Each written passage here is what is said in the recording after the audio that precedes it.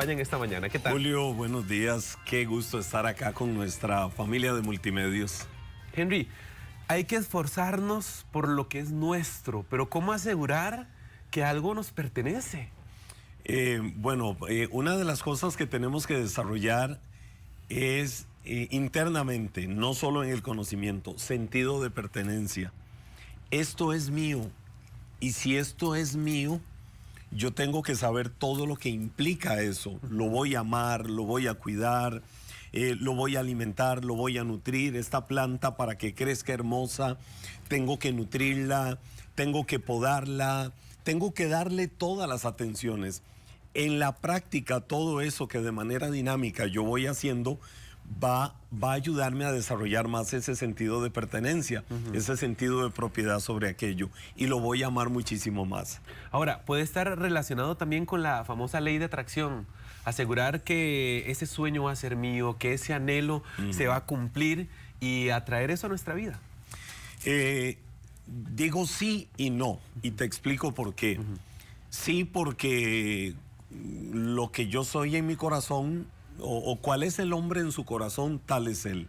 O sea, yo tengo un concepto de mí mismo, tengo un deseo para mí en la vida, quiero algo para mí y voy a empezar a trabajar por aquello. Si yo lo deseo, voy a trabajar por aquello.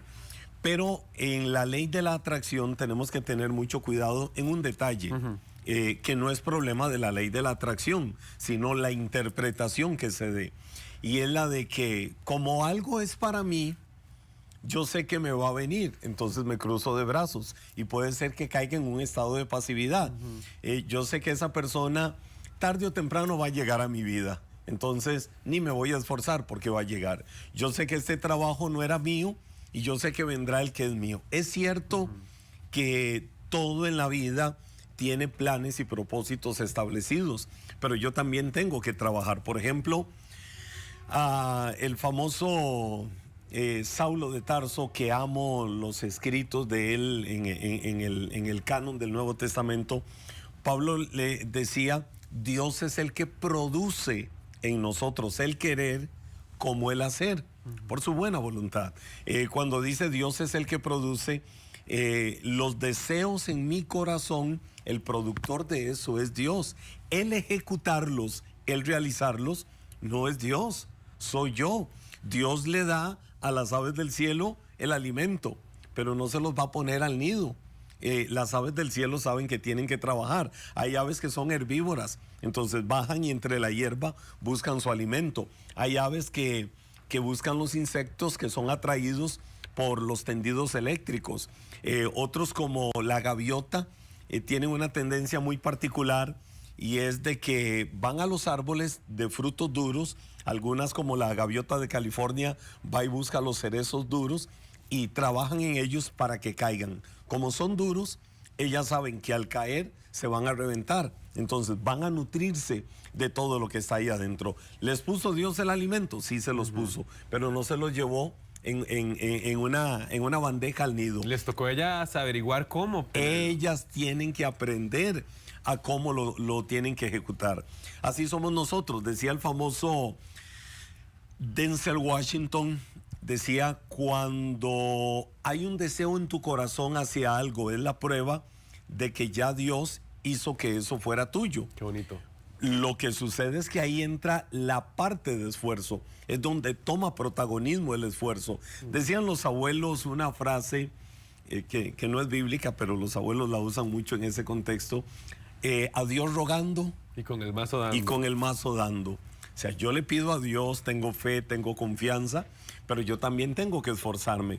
En la conquista de la tierra de Canaán, 3, 4 veces a Josué, que era el nuevo líder para la conquista de la tierra, se le dijo esta frase: esfuérzate y sé valiente.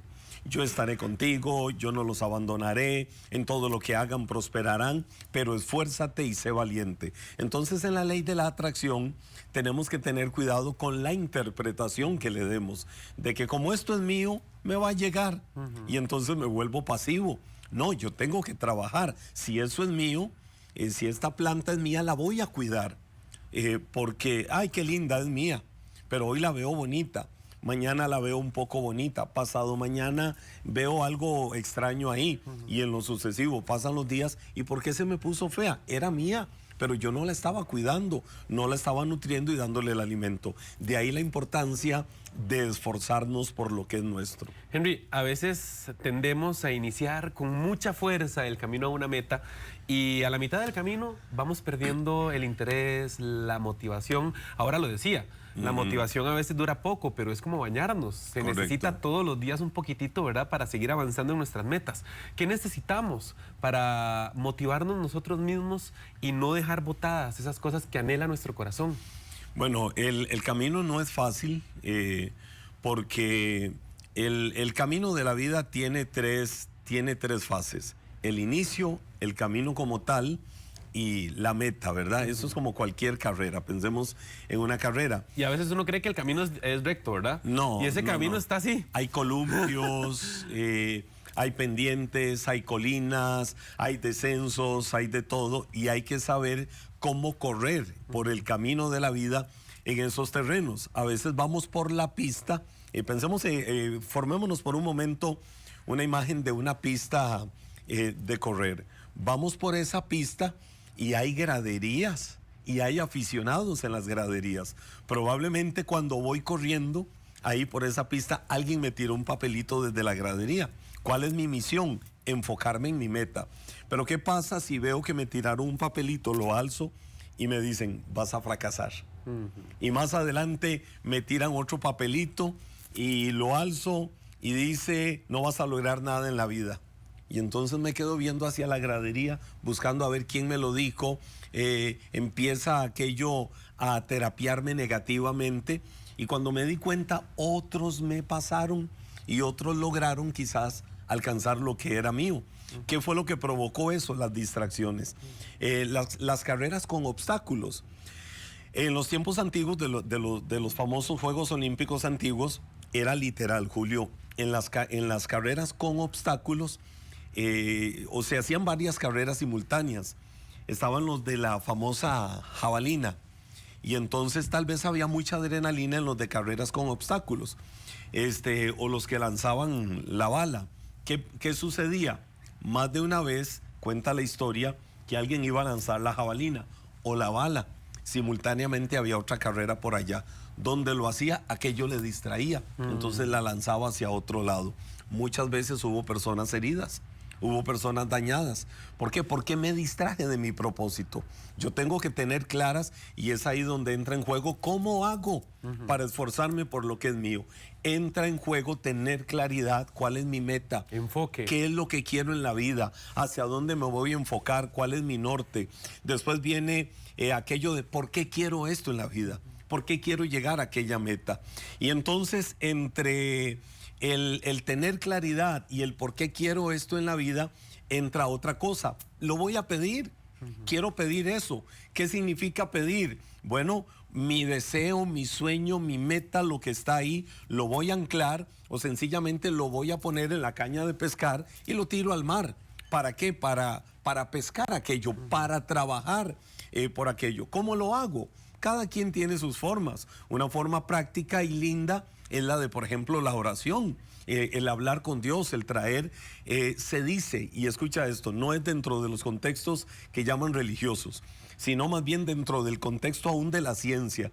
Se dice que una persona que tiene una afinidad hacia los conceptos espirituales, al hablar con Dios, orar y todo esto, va a traer con más facilidad aquello que quiere y anhela en la vida, porque su fe se fortalece, se robustece y le va a venir un ánimo para trabajar y esforzarse por lo que quiere alcanzar en la vida. Es increíble lo que la fe puede hacer en nosotros y las fuerzas que nos da para poder seguir adelante con todo lo que nos topamos en el camino.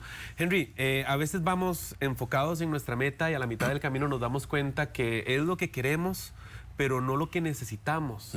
¿Qué pensás de eso? Pues sí, es una realidad. Primero, voy a decir esta frase: los resultados siempre van directamente relacionados o van en proporción directa con el esfuerzo que yo haga sobre algo. Entonces, por eso yo tengo que tener claridad. Eso que yo deseo, será lo mejor para mi vida. A veces quiero lo bueno y estoy disfrutando lo bueno, pero tal vez no es lo mejor. Entonces, yo en la vida no tengo que hacer lo que quiero, tengo que hacer lo que debo. Porque lo que debo puede ser que me dé resultados no hoy, me lo dé a futuro. Hay algo que yo quiero hoy, pero se murió en cualquier momento, aquello desaparece. Pero tengo que pensar en lo que me dé resultados a largo plazo y cuáles son las cosas que más convienen. Todas las cosas me son permitidas, pero no todas las cosas me convienen. Entonces tengo que pensar si realmente este deseo mío de hoy me conviene para el futuro. Y es ahí donde entra la otra parte, decisiones de calidad. Tengo muchas veces que tomar decisiones. Esta carrera que estoy estudiando me encanta, pero no es la mejor. Yo recuerdo hace muchos años, estaba en la universidad estudiando una carrera, no voy a decir qué carrera para no desanimar a muchos. Era un carrerón. Es un carrerón. Hermosa, una pasión, para mi vida una pasión. Recuerdo que llego a X lugar, a X entorno de comunicaciones, y llega una persona y me habla y me dice, ¿por qué estás estudiando eso? No lo hagas. Yo recuerdo que le dije, me apasiona, ha sido una ilusión mía desde niño.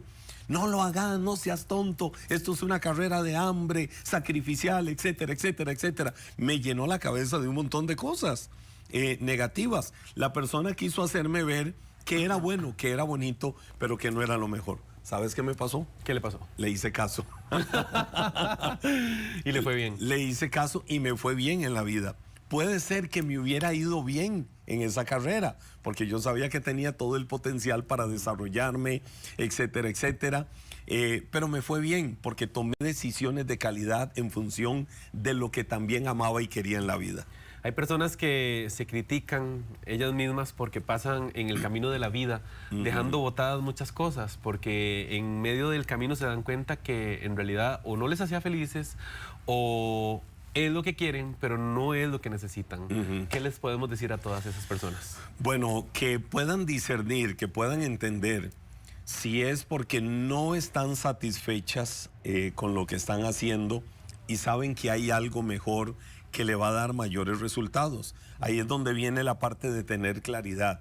Y con tener claridad, Julio, no es lo mismo que yo diga, quiero tener el mejor trabajo del mundo, a que yo diga, quiero ganar tanto. No es lo mismo que yo diga, quiero la casa más hermosa del mundo, a que diga, quiero una casa de un contexto colonial, o quiero una casa, ¿cómo se llaman estas más modernas? A ver si digo bien la palabra, minimalista, estas de concepto más moderno, más contemporáneo. Y entonces yo tengo que tener claro, no el objetivo general, sino el objetivo específico. Dentro de lo específico, ¿será eso lo que quieres? ¿Será eso lo que conviene? ¿Será eso lo que necesitas? O ir más allá. Y también hay otro papel, otra cosa que entra en juego en esto, Julio, y es si yo estoy dejando de hacer algo por la inconstancia. Yo les llamo el síndrome Taré. Taré fue un hombre que tenía que salir en algún momento de Ur de los Caldeos, irse a vivir a la tierra de Canaán, pero llegó a la tierra de Harán y ahí se quedó. No llegó a donde se le dijo que tenía que llegar. Su hijo, llamado Abraham, el padre de muchas naciones, el padre de los ismaelitas o los árabes y el padre de todos los judíos, Abraham se le dijo lo mismo, sal de tu tierra y vete a la tierra de Canaán. No se quedó en el camino, llegó a donde tenía que llegar. Hoy la historia lo recuerda y habla de él. De Taré nadie habla, ¿por qué? Porque se quedó a mitad de camino, no llegó a donde tenía que llegar. ¿Qué es importante en esto? Si tienes una meta, trabaja por ella. Hay obstáculos, pero llega a tu meta. No te quedes a mitad de camino. Por eso yo le llamo el síndrome Taré.